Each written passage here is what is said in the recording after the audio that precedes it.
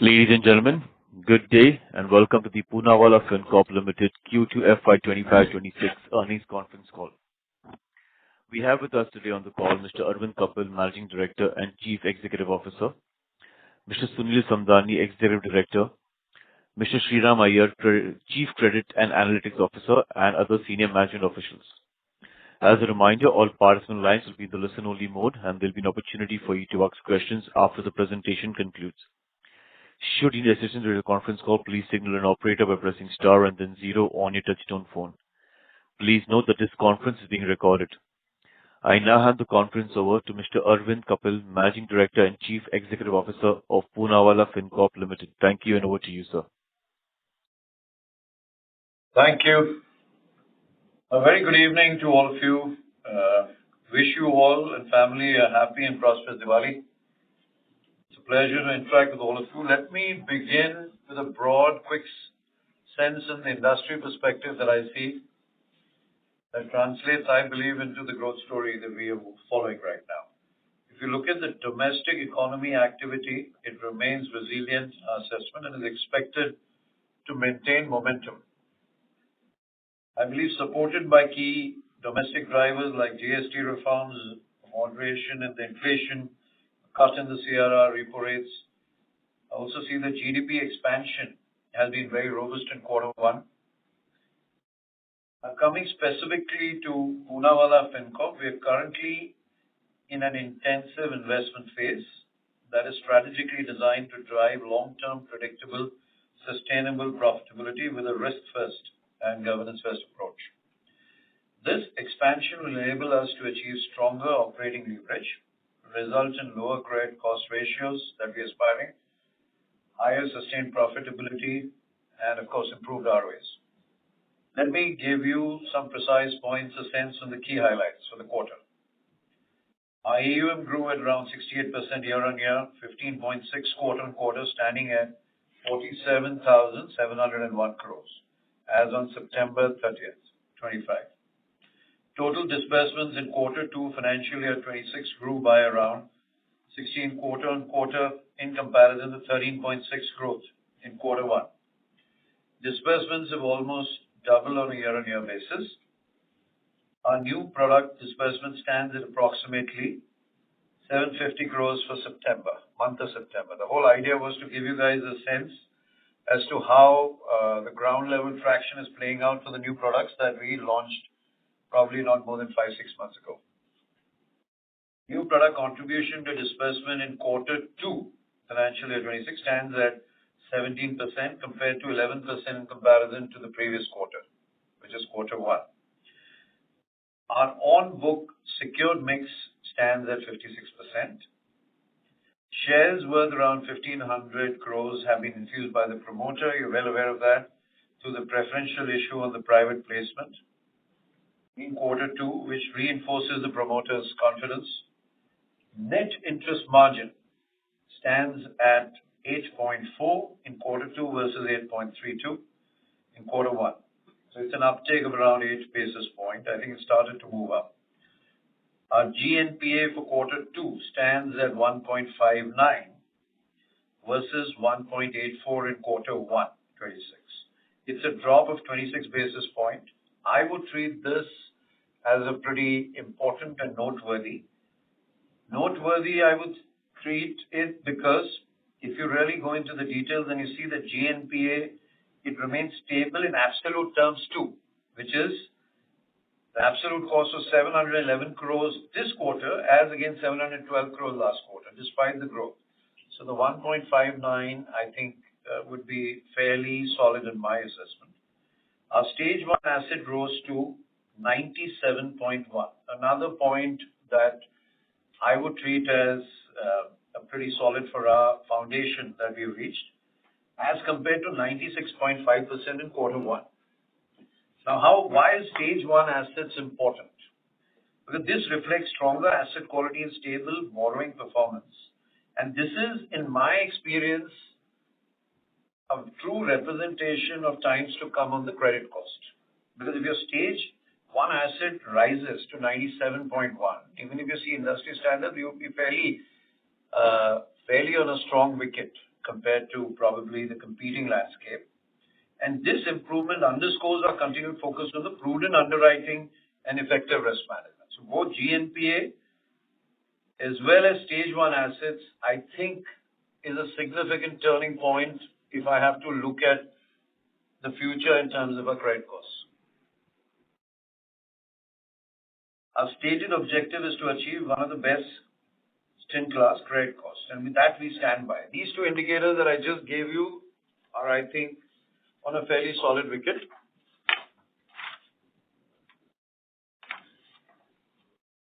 We've launched around 6-7 businesses. They will pick up scale in different proportion over years.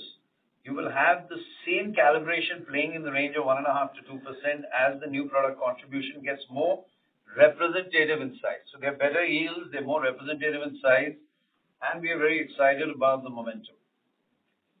Our cost of borrowing has dropped from an 8.04% to a 7.69. That's around 35 basis points.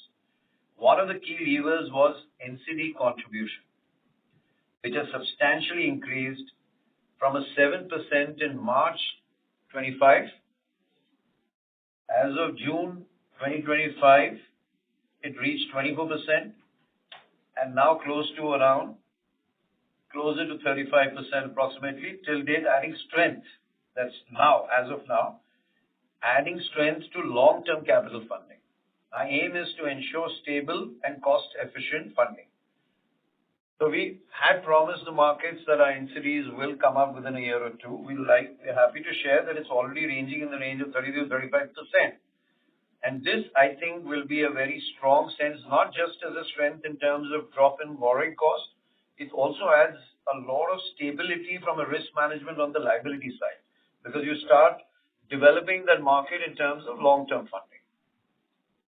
On AI, this quarter we've identified again 10 incremental projects on top of the 35 existing ongoing projects that we had last quarter, taking our total tally to 45 cutting-edge AI projects with specifics. Out of these, 16 projects are live. Also to highlight, we're doing some AI projects in finance and operations that will strengthen our governance first digital initiatives. Let's quickly move on to the business highlights. Now let me now take you through a detailed update on our businesses. Our LAP book grew at around 136% year-on-year, 23 quarter-on-quarter. Similarly, the book business loans portfolio grew by 54% year-on-year and 8% quarter-on-quarter. Now specifics to the new businesses to give you a sense. Prime PL, launched with a focus in August 2024, continues to demonstrate strong momentum and market acceptance. In Q2 financial year 26, average monthly dispersals have reached approximately 400 crores, underscoring healthy traction and growing customer demand. A noteworthy milestone is that around 26% of disbursements in Q2 financial year 26 were processed through a fully straight-through journey with zero manual intervention in credit operations. We are very, very excited about this part because this absolutely strengthens our promise to go for external customers successfully on the digital journey. So it reflects a well-calibrated growth strategy combined with robust business expansion and sets a strong foundation for scalable tech lending as well. Next is gold loans. As our digital products are scaling rapidly, we are also enhancing our physical presence, especially through the gold loan branches. We are fully operational now at 160 branches as we speak, with another 20 to be launched shortly across Gujarat, Haryana, Rajasthan and Maharashtra.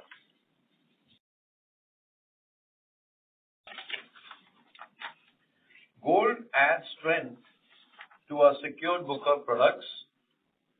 To give a sense, monthly disbursement figures move approximately to 110 crores in September 2025 from a 28 crores in June 2025. We are seeing a constant increase in productivity across branches.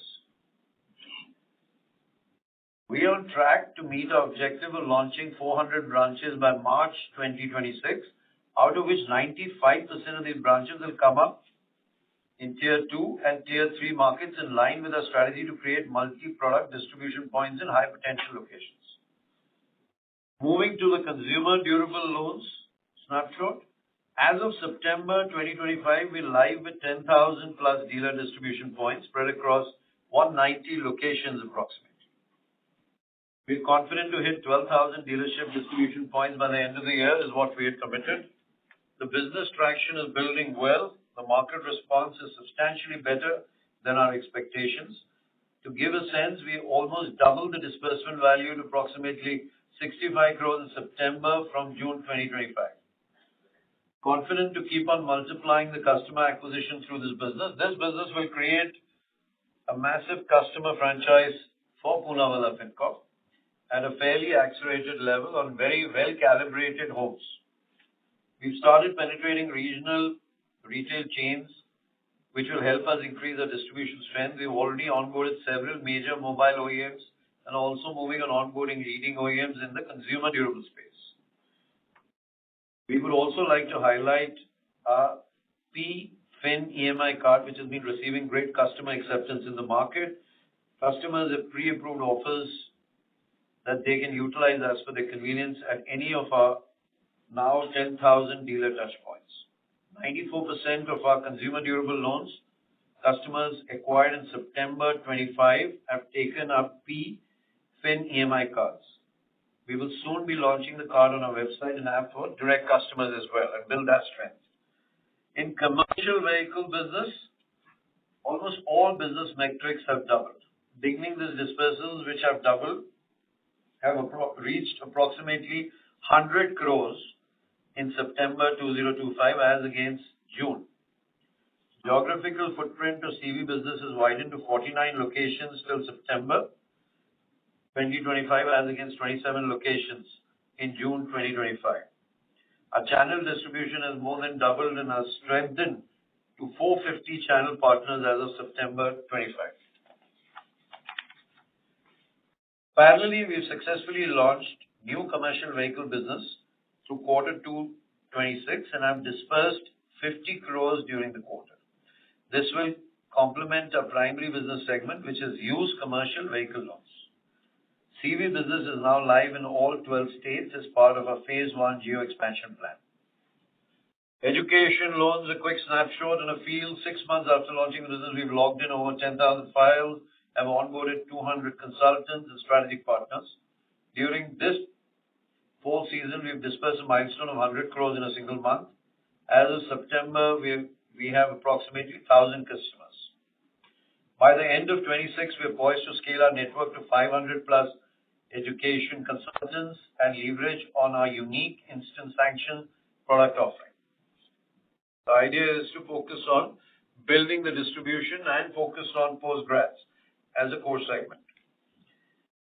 On shopkeeper loans, we are undergoing targeted calibration to achieve our desired risk benchmarks over a couple of quarters, following which we will scale up our volumes. Now, let me take you through a scale of distribution network. I think it's important to pause here and understand the strength. We're continuously broadening our reach through a combined physical and digital channels to ensure greater accessibility and convenience for our customers. Key distribution channels for us are: we are live with 160 gold loan branches as against 80 branches last quarter. We are tracked for 400 branches by March 2026. A significant increase in our physical footprint. Strengthening our DSA network across LAP, business loan, personal loans to improve market leverage and efficiency. Quarter on quarter is increasing.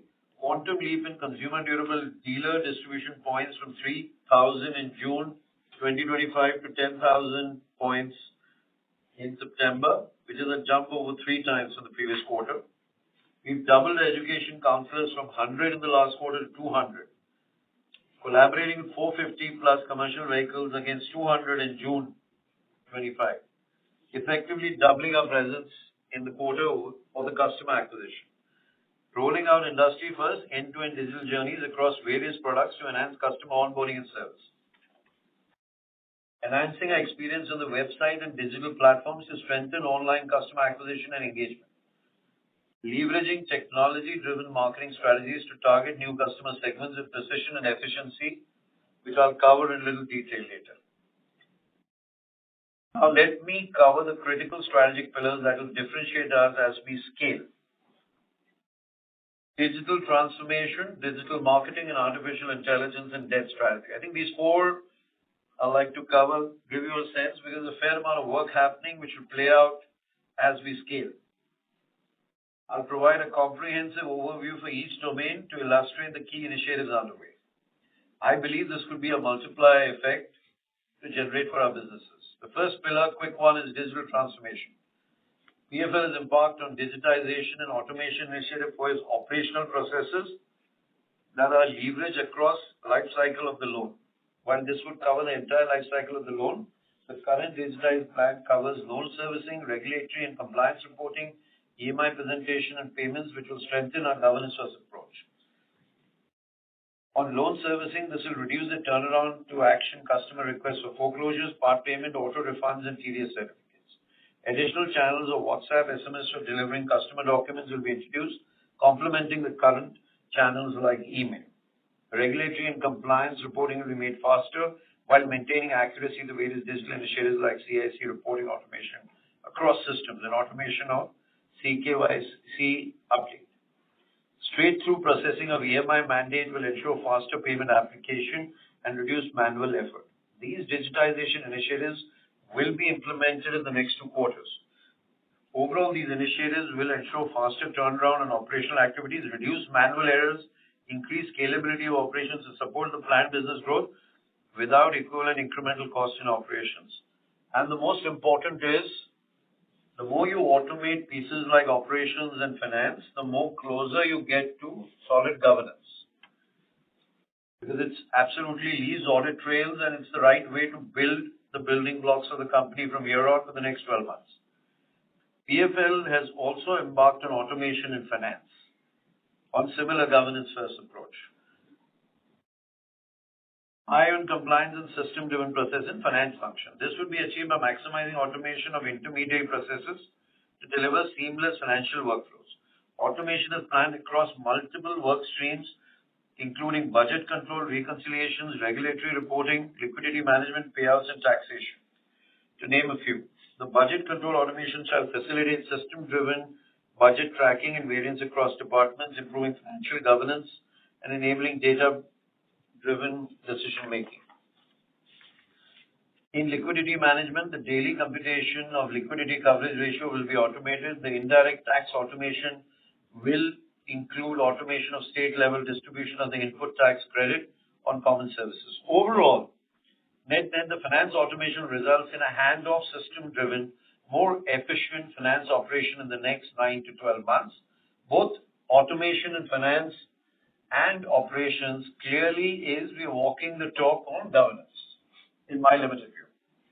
Now coming to digital marketing at Poonawalla Fincorp, we've taken significant strides in strengthening our digital presence in the last 1 year. First, we're increasing our channel partners for our digital acquisition.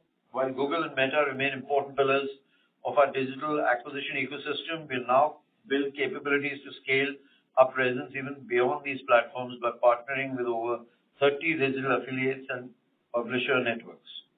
This approach has already delivered remarkable results with disbursements growing multifold in just 4 months. We're committed to exploring even more innovative channels and ways to ensure a well-balanced and diversified acquisition mix that drives sustainable growth. Second, important drives cost efficiencies through the tech innovation. We have been laser focused on optimizing the entire customer journey to improve the funnel conversion and manage our acquisition cost. By working closely with Google, we've built a real strong real-time information sharing to our campaigns that enhances our cost efficiencies. We will continue new experiments and technology interventions to build strengths onto our new campaigns. Third, strengthening our app and website infrastructure for organic growth, very important initiative for us. Continuing our efforts on strengthening our app, we've added new features, improved its UI UX, along with 21 plus other enhancements, resulting in a significant improvement in our Play Store ratings and 44% growth in our app installs versus last quarter. We've also invested heavily in enhancing our website performance focusing on faster page speeds, improved discoverability, and reduced load time, leading to 21% increase in non-paid traffic versus last quarter. These efforts have laid the foundation to now shift towards strong, content-led organic growth across both traditional and generative AI search and drive accelerated organic traffic to our platforms.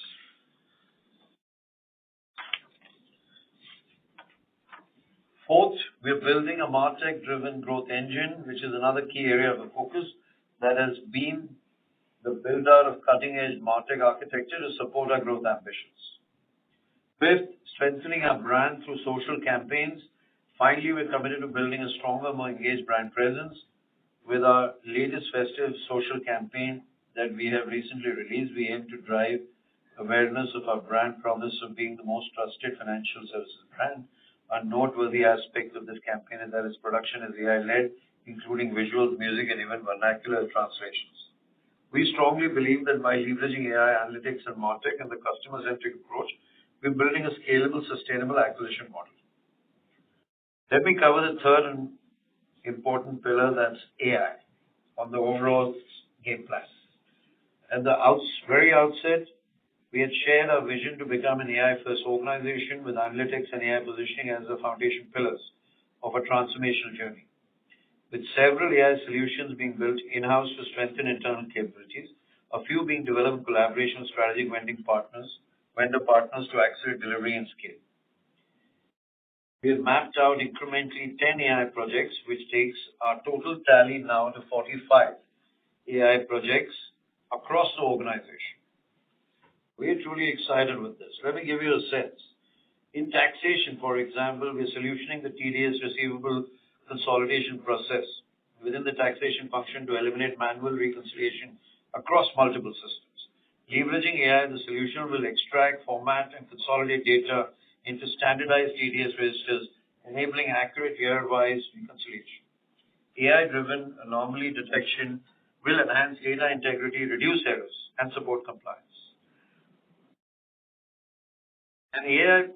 Imagine the next one. First, an AI-powered speech analytics platform that can enable 100% automated audits of outbound calls, eliminating manual sampling, enhancing compliance oversight, and delivering deep behavioral insights across agent performance, sentiment, and scripted errors. It will proactively flag risk events such as mis-selling or unprofessional language, enable real-time supervision intervention. The sharper lead conversion strategies. Third, a Gen AI voice bot is designed in-house to automate L1 level customer interactions, handling initial screening, data capture, intelligent call routing. This will significantly improve human agent productivity and ensure consistent multilingual engagement at scale with capability to manage up to 30,000 calls concurrently. Both solutions will drive measurable gains in audit coverage, lead qualifications, and operational efficiency. The fourth most important is, as part of our operational AI strategy, we're introducing a modular agentic AI workflow to streamline branch dispersal processes for lab and business owned products. This system automates 70 to 80% of marker efforts through 6 intelligent agents covering data capture, credit assessment, collateral validation, fraud checks, dispersal readiness, and a human checker interface. Built on a compliance-first explainable AI architecture, it integrates OCR, policy engines, and external APIs to ensure transparency, auditability, and alignment with regulatory norms. The fifth, as part of our AI-first strategy to strengthen risk governance and operational efficiencies, we've launched Risk Hindsight Automation Initiative under the CPA Automation Phase 1, aimed at reducing manual sampling and enabling scalable, rule-based hindsight execution. The solution leverages AI-powered OCR to extract and classify key documents like PAN, Aadhaar, bank statements, and salary slip, followed by automated checklist validation to determine first-time right or first-time not right status. It performs basic credit checks, including geo-limit validation, age, tenor, income thresholds, employability, stability, and EMI bounce detection. Every action is logged for auditability with structured output and evidence packs. In credit, The sixth one, the proposed AI-driven fraud control management project aims to enhance fraud detection in retail lending by automating the analysis of customer-submitted documents such as identity proofs, address verification, bank statements, salary slips, and property records. Using the advanced AI and machine learning model, the system will intelligently read, extract, cross-validate data across documents and applications and access the probability of fraud. This initiative has significantly improved detection accuracy, reduced manual review time. Seventh, next, the proposed AI document digitization and data automation project aims to streamline data processing in retail lending by automating the reading, extraction, and summarization of customer-submitted documents, such as identity proof, address verification, bank statements, salary slip. Leveraging AI-powered documentation parsing and natural language processing, the system will accurately digitize and interpret relevant data. In compliance, the eighth one, we've unveiled an AI-powered solution, RegIntel, designed to autonomously address queries related to internal guidelines and regulatory frameworks.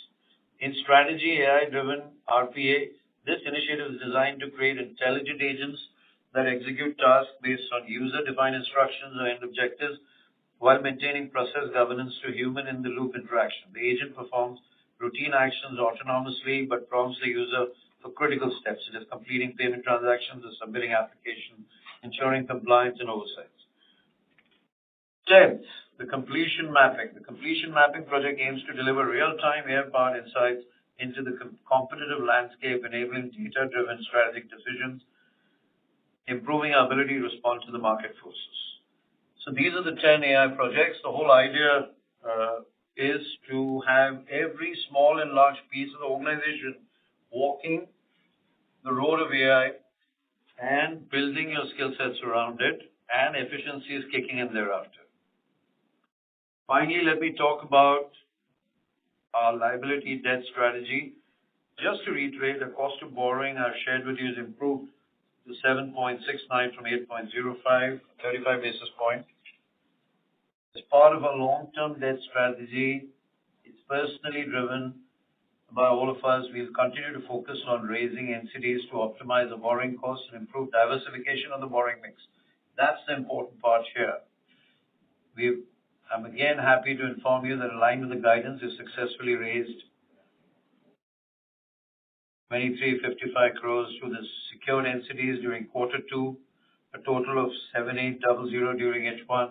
As a result, the share of NCDs in our total borrowing has increased from 7 to 27 as of September. As we speak, we've raised additional 3,000, so we are heading towards a 30 to 35 on a steady state basis. That's what we're aiming for. This increase in NCD also contributes to significant diversification of our base. Awards and recognition. I'm very proud to announce that we have facilitated with the most innovative practice for our AI-powered underwriting and AI-powered hiring at the prestigious CII National Awards for Artificial Intelligence 2025, highlighting our continued commitment in digital transformation through AI. We've also been awarded the most innovative digital journey for education loans, which underscores our commitment to build the best-in-class industry-first journey across products. Additionally, we've been awarded the winner in the Future of Work at FICCI National HR Innovation Awards of 2025 for our talent acquisition AI solutions. Finally, thanks for your patience, and to summarize, we've methodically implemented our plans across every business front, from product launches to asset growth and risk controls, including our digital transformation through AI initiatives. Our AUM growth trajectory is looking robust and very well risk calibrated. We've continuously optimized the borrowings to secured NCDs and our new product dispersals on a very healthy, robust growth trajectory, even at a healthy rate, with clear plans to achieve healthy ROAs through lower credit costs and efficient product mix.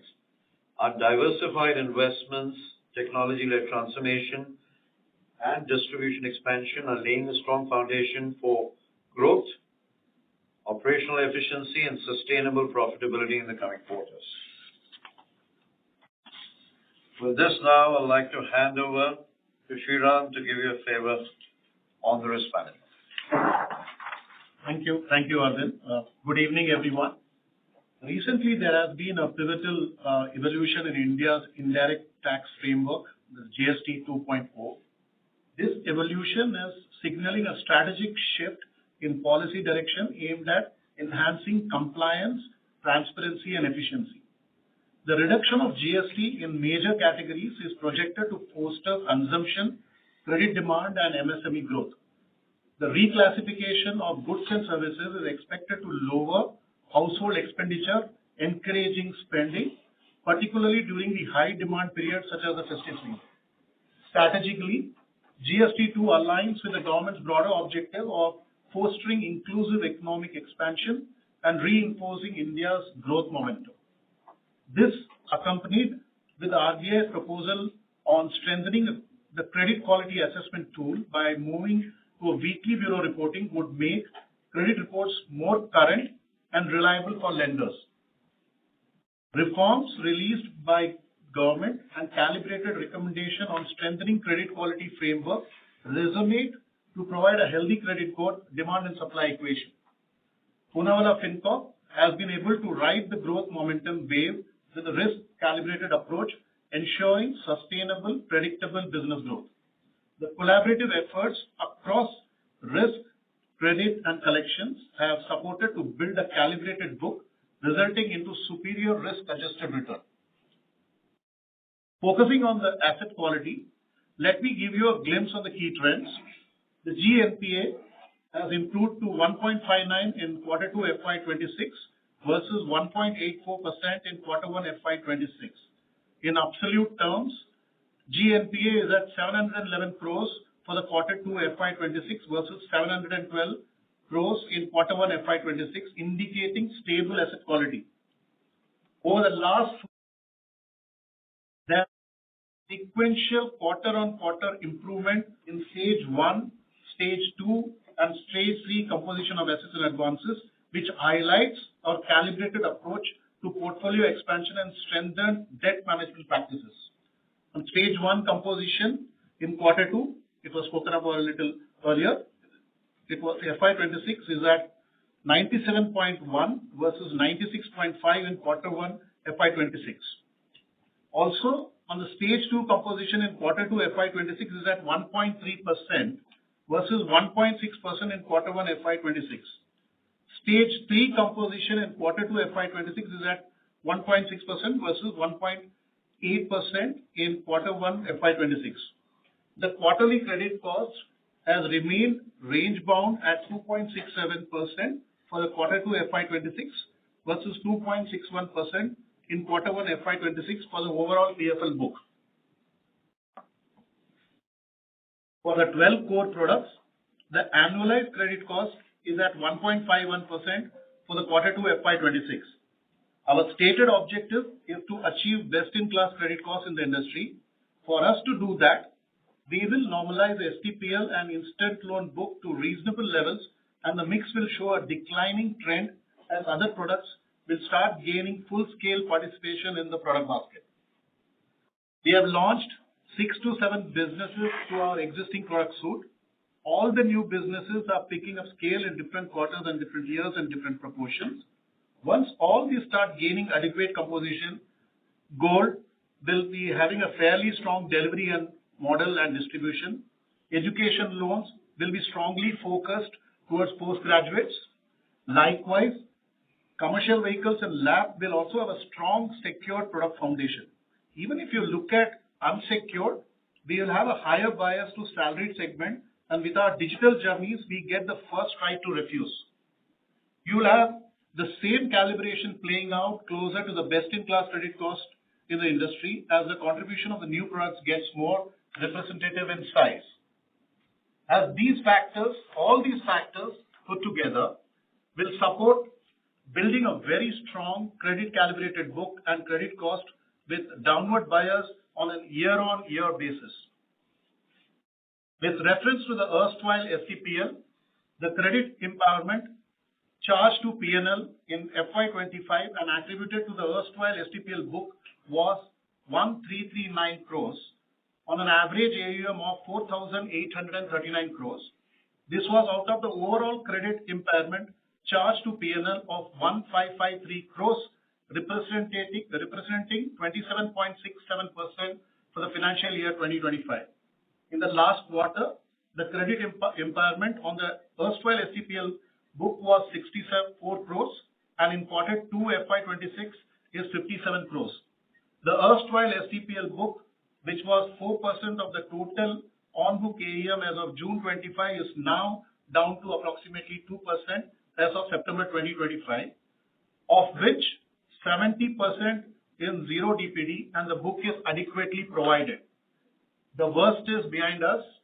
We are excited as we look into the future quarters. Further, let me give a short deep dive on select areas as we build our AUM.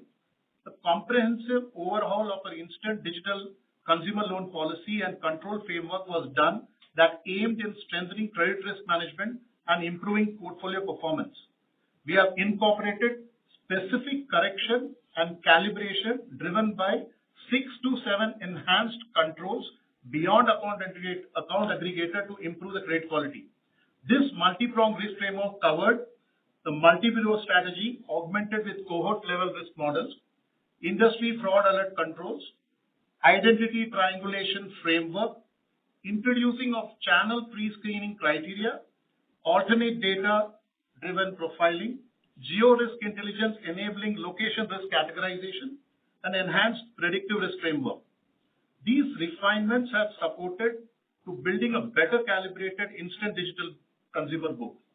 To ensure agility and responsiveness, a dynamic monitoring mechanism was put in place to track dispersal patterns and early risk indicators. This allowed for a timely interventions and policy recalibration based on observed performance trends. As a result of these strategic changes, the latest first EMI bounce has improved by 70% compared to the erstwhile STPL book, while also having a 40% better collection efficiency. Collection management is another core pillar at Poonawalla Fincorp, wherein we are reimagining collections as a core strategic capability anchored in automation, real-time data intelligence, and AI. Scorecards have been deployed across every stage of the customer life cycle, from pre-delinquency to recovery, that enable precision targeting and differentiated strategies. Each digital ML and AI capability scorecards, automated allocations, intelligent communications, and Gen AI productivity tools creates impact individually, but together they unlock a multiplier effect supporting higher efficiency, lower cost, and better customer experience. To balance information to action, Gen AI-based tools are in development to optimize actionable insights for every manager daily, enhancing decision speed and field productivity across levels. As I conclude, our commitment is anchored in a robust risk-first framework that leverages data-driven decision-making, advanced analytics, and digital innovation. This integrated approach not only strengthens our governance and responsiveness, but also empowers us to deliver consistent results with long-term sustainability. Guided by this philosophy, we remain focused on driving impact through precision, agility, and continuous transformation. Thank you all, and wishing you all and your families a happy Deepavali. Over to Sunil. Thank you, Sriram, and good evening, everyone. Let me give you a quick financial highlights for the quarter. The asset under management stood at 47,701 crores, reporting a strong growth of 68% year-on-year and 15.6% quarter-on-quarter. This is with the help of continued strong momentum across all our products.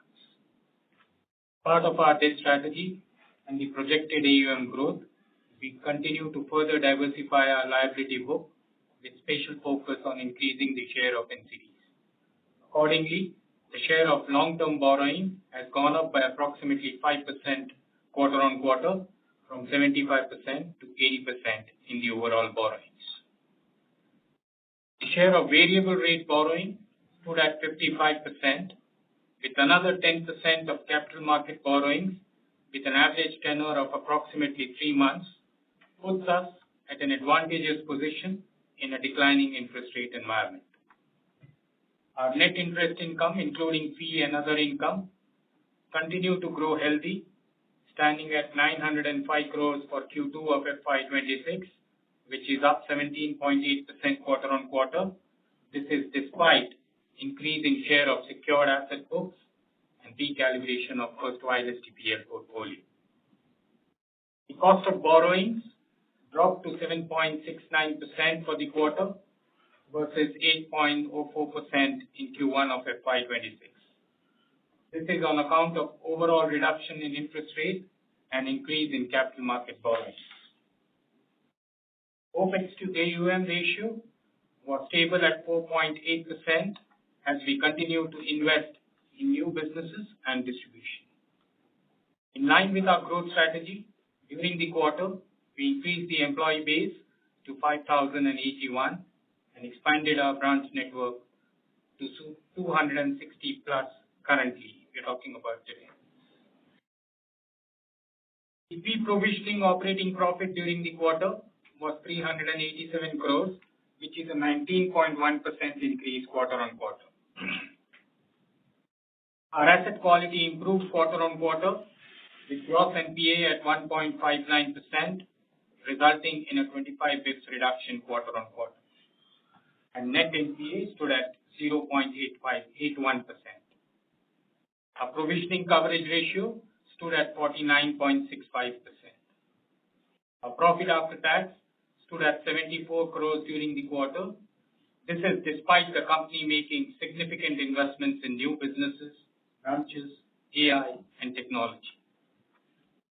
The debt equity ratio stood at 3.64 times. This gives us enough headroom for growth. Capital adequacy ratio continues to remain healthy and comfortably above the regulatory requirement at 20.85%, of which the Tier 1 capital is 19.63%. The liquidity coverage ratio stood at 141% as on September 30th, 2025. On the liquidity front, we remain comfortable with positive cumulative mismatch across all buckets and surplus liquidity of 6,261 crores as of September 30th, 2025. Thank you, happy Diwali, and I would now like to open the floor for question and answer session. Thank you. We will now begin the question and answer session. Participants who wish to ask a question may press star and 1 on your touchtone telephone. If you wish to remove yourself from the question queue, you may press star and 2. Participants are requested to use handsets while asking a question. Ladies and gentlemen, we'll wait for a moment while the question queue assembles.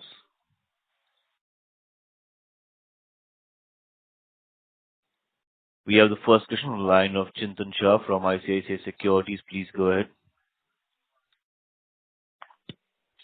Thank you for the opportunity and congratulations on good set of numbers. So, sir, just on the OPEX front, so basically this 518 crores of OPEX. Can you be slightly louder? I can't hear you. Sure. Hello, is this better? Yeah, much better.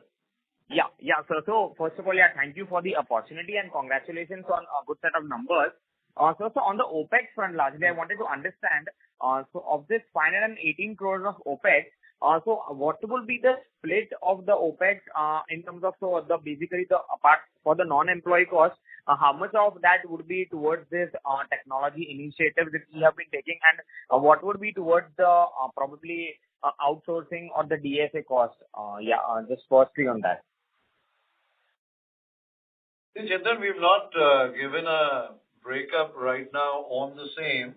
But I think what's important is, if I remember the figures we were close to, we had given a guidance of being crossing 5, but we are close to 4.8 times AUM. And I like to normally look at OPEX cost as a percentage to AUM because all of it is getting used for those 7 businesses that we've actually calibrating and building the whole distribution. So our efficiencies for this year, I have already stated, should be measured on how efficiently we can build AUMs. I mean, that's the kind of an answer which I think at this junction would be more appropriate. Okay. Sure. This probably to ask it differently. Then, like a current Maybe a little sourcing. louder, please. Yeah. Sorry, sir. So, sir, just to probably just to ask something in a different manner. So in terms of our current sourcing mix for across the products, so how much of that would be branch driven and how much of that would be via fintech partners or DSA or any other sources? Basically, just trying to understand direct sourcing via Poonawalla's own network and indirect sourcing. Yeah. Any breakup or any Okay, so numbers let on me- that would be really helpful. Yeah. Sure. See, let me for a moment start with a breakup like what do we acquire from our own sources and what do we acquire from partners. Let me for a moment split that. So I think it will be a mix of close to 18 to 20% will be on our own reliance, self-reliance, and the rest Okay. would be still a mix of DSAs, fintech partners, and various distributions that we rely on. So we've reached close to 18 to 20% acquisition happens with self-reliance. Okay. So and self-reliance would basically mean the branches. Robust. Yeah. And so that would largely mean branches, right? Or anything apart from that as well? So even our website, by the way, our digital journeys, if you, what I announced, PL, if you take, for example, even PL Prime, the digital part is almost 25% of what we do now on a monthly basis. So if you see even the Prime business, we are pretty robust. And similarly, we are building various digital journeys.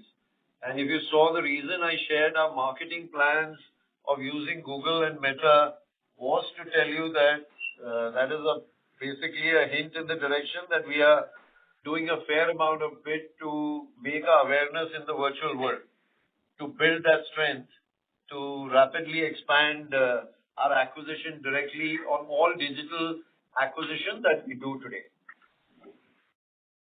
Understood. And so any ballpark sense on what this number could look like at 18-20% by FY27 or FY28?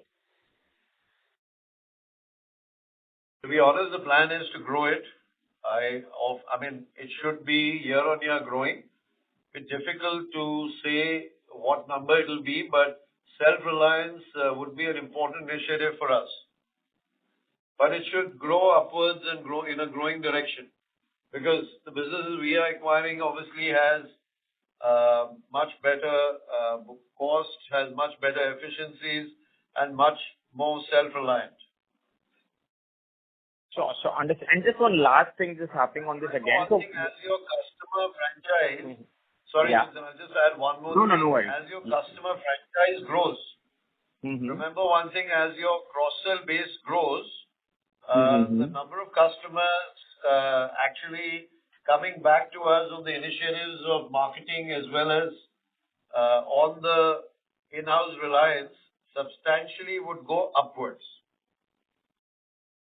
It's just that we do have a very good acceptability with external customer base as well. So I would not like to decrease that as far as possible while growing our internal strengths. See, look at our consumer durable. While that might be dependent initially on the point of acquisition of those 10,000 outlets that we've got. But what happens a year or two later when the cross-sell starts? So you have the same, probably, let's say approximately 3-4 lakh customers additionally acquired, go to 10-15 lakh customers next year. All this cross-sell which starts creates multiple customers at much lower cost, increases your customer franchise by a very significant proportion over last year, even now, and it will increase substantially over the next year. So this will create a far more environment for self-reliance.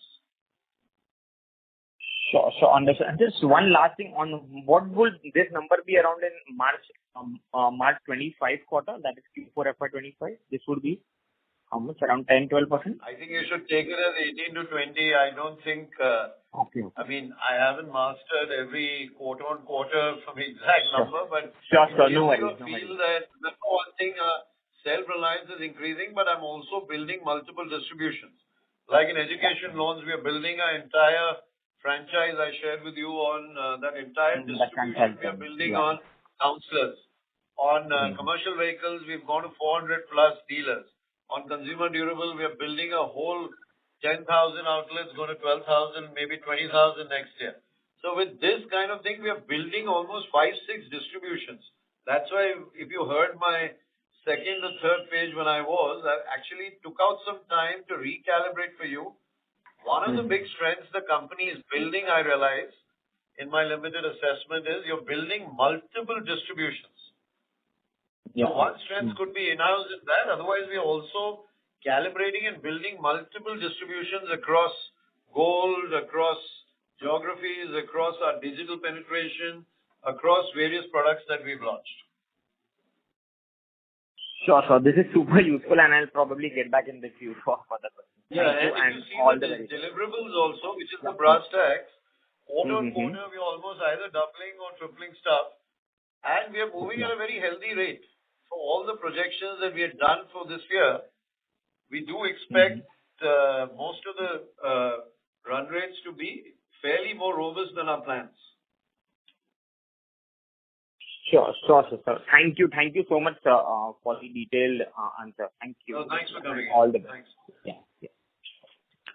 Thank you. We have the next question from the line of Nischint Chhatwal from Kotak Institutional Equities. Please go ahead. Hi, Nischint here from Kotak. Just a small one. Thanks for the detailed introduction, but just a small one is if I look at your coverage on stage 1 loans, and that has kind of come up quite significantly from like 2.8 to 0.7. I understand that obviously there is a big change in the composition of book, but I think as you further add the secured assets, where do you really see this settling down? And the other one also is that when you are just about starting these businesses, you obviously have a internal track record of the PDs and LGD. So how do you kind of work out this number? Could you be louder? Likewise for stage 2. Question? Yeah. So when you start building out some of these businesses, those business lines which Poonawalla has probably not done in the past, how do you kind of assess the PDs and LGDs and hence work out the stage 1 or 2 coverage ratios? Yeah, why don't you? Yeah. So you're right that stage 1, if you see, has been increasing significantly, and it has crossed 97%, 97.12% to be precise as on September. The ECL provision, across stages, it's well provided book, and the way the PD, LGD, for the new clients, new to PFL also. So at product level, because for each of the products we may not have significant experience of our own, so we have taken help of professional agencies and professional managing director who's done all these businesses. Yeah. And a professional team who's done this earlier. So this is that we have they have mapped our product basket with the similar set of peer groups, and accordingly the PD LGD has been worked out at each product level. So I think remember, none of these businesses I said earlier as well are surprise to us. Whether it's my risk team, whether it's the chief business officers, we are well versed with all these businesses. As a company, Poonawalla, you're absolutely right. These are new businesses. But it's a new management team who's probably done it for a couple of decades, and we come here with that experience. So we are not new to the nuances, both of business, risk, collections. I can assure you this is all very planned and thought through. So, which is why you see stage 1 improving. If you notice, most companies, by the way, don't show stage 1. And it's quite interesting, I noticed, because, stage 1, to get that kind of thing, can give you a very clear indicator. I'm talking about the business guy, not a specialist or analyst. Normally, stage 1 gives a very clear picture of the future. Sorry, and add to what the MD said. One, of course, we all the products have been done. We have been 21 years, 22 years. We have the experience of doing all these products. We also we have all the information today available with the bureaus, and we know each product, how do they perform across ticket sizes, geographies, and all of that. And that also kind of helps us when we build those kind of lookalike customers. So it's not that difficult to do that. Got it. Sequentially, we have improved over last 4 quarters. So that kind of gives you a sense in terms of what we are kind of handling now. Got it. That answers my question. Thank you very much and all the best. Thank you. Thank you so much. And thanks for coming. Yeah. Thank you. We have the next question from the line of Ketav Shah from Anand Rathi. Please go ahead. Good evening. Happy Diwali to the management. So just couple of quick questions. Number one was on the STPL book. How is that shaping up? I think you mentioned in your commentary that it has been growing at a pretty good pace. So one is if you can perhaps throw more light on that. And second was on the credit cost. So that still remains at slightly sticky at 250 bips. So how do you see that going ahead over the next 1 year or so? Yeah, I think credit cost want to cover. It's easier to answer. Coming to the part 2 of your question. See, if you look at our overall credit cost have been range bound to around 2.67%. Stage 1, Stage 2 and Stage 3 assets have sequentially improved quarter on quarter. As a contribution of the core products, including the new product, keeps growing and gain full-scale participation in the product basket, the share of the credit-calibrated instant loan book will be normalized to lower levels. This will have a favorable bias on the overall credit cost for the next 3 to 5 years. The strategy here is to continuously calibrate and the product mix adjustments will aid in our stated objective in achieving a best-in-class credit cost in the industry. Yeah, I think on the new instant loans that we like to call it now, with the calibration that I think Chirag Steel's done over the 6-7 calibrations, we are moving on a pretty decent levels. Right now, on a monthly basis, quarter on quarter, it's taken an upward trend. We are quite pleased with the last 12 months credit calibration is pretty much in line with where we are. Advantage is that as you go forward and you start getting your good quality cross sales and stuff, I think we could see even a strength of ROAs going up on this one. Today, everything is new acquisition for us, not just here, across businesses. So you'll appreciate across businesses, our strengths with new customers will start increasing. Same time next year, we could be on a very robust cross sell. We are building in a lot of efficiencies for ourselves. And that's, I think it's a very, let me be honest with you, we're excited about it. I think that gives you probably a feel. And Ketav, I also one point which I had kind of called out that the new calibrated book, we are seeing the bounce rates have come down 70% down. So that kind of gives us the confidence. And the collection efficiency has also equally improved to 40%. Right? And with the product mix changing, this will have a bias towards the best-in-class credit quality. Sure. Thank you so much, sir, and wish you all the best. Thank you. Thank you. Happy Diwali. Thanks for coming in. Yeah. Thank you. Ladies and gentlemen, due to time constraints, that was the last question. I now hand it over to the management for closing comments. No, I think I wish all of you a very happy Diwali and thanks for always being kind and supporting. We are looking confident and excited for the journey ahead. Thank you. Thank you all. Have a great weekend. Thank you. On behalf of Poonawalla Fincorp Limited, that concludes this conference. Thank you for joining us and you may now disconnect your lines.